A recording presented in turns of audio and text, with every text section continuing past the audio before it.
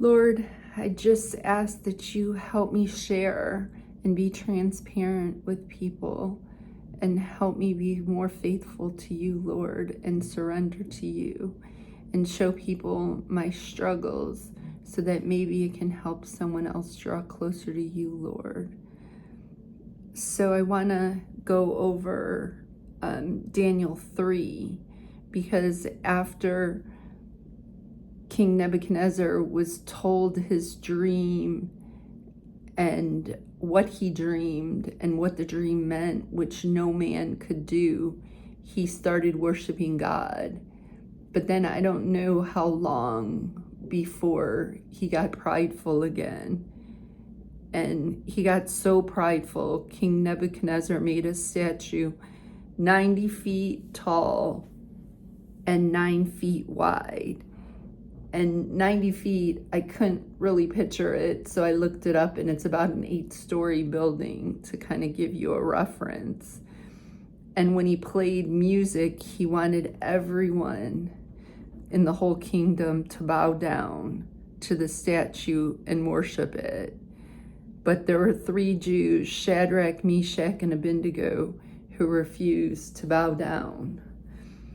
And they were brought to King Nebuchadnezzar, and King Nebuchadnezzar said, I'll give you one more chance.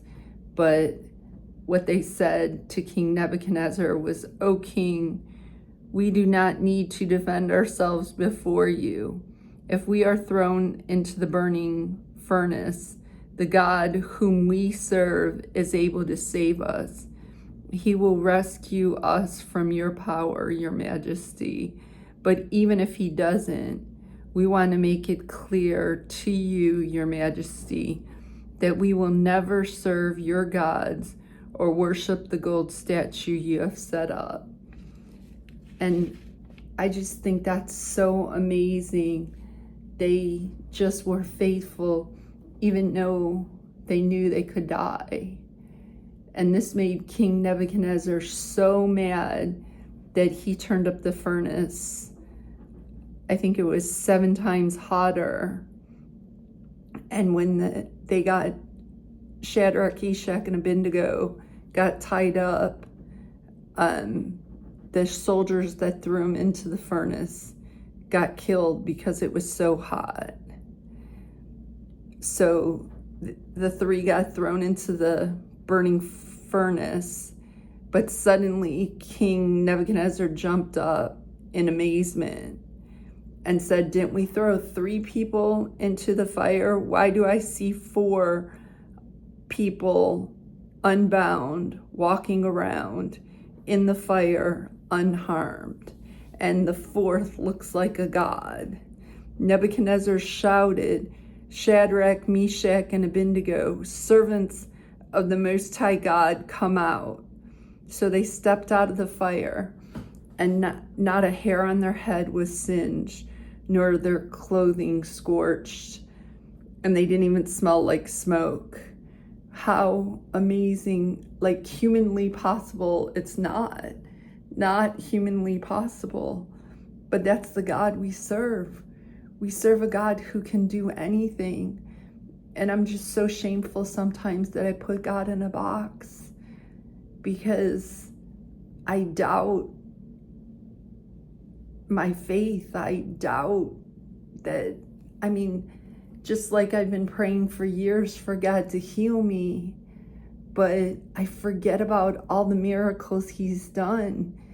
Just the fact that my boss has kept me on is a miracle in itself, and I'm so grateful that my boss is so gracious. And I pray every day that God helps me do my job to the best of my ability. And after this happens, King Nebuchadnezzar says, praise to the God of Shadrach, Meshach, and Abednego. He sent his angel to rescue his servants who trusted in him. They defied the king's command and were willing to die rather than serve or worship any god except their God. And then the king decreed, anyone who speaks a word against the God of heaven will be torn limb from limb. So it just amazes me that they had that kind of faith.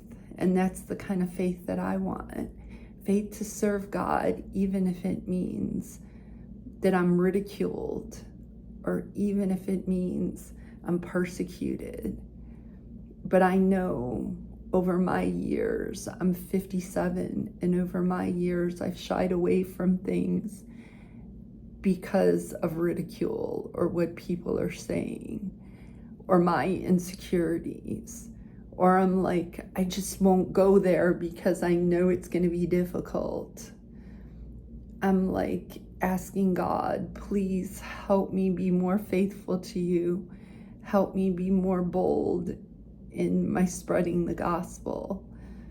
So I'm just doing this video to show that even with insecurities, even with stuff going on, that we just got to press through because God is faithful.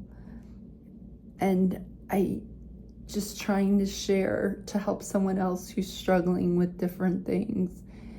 But all I know is I have to put my faith and trust in God.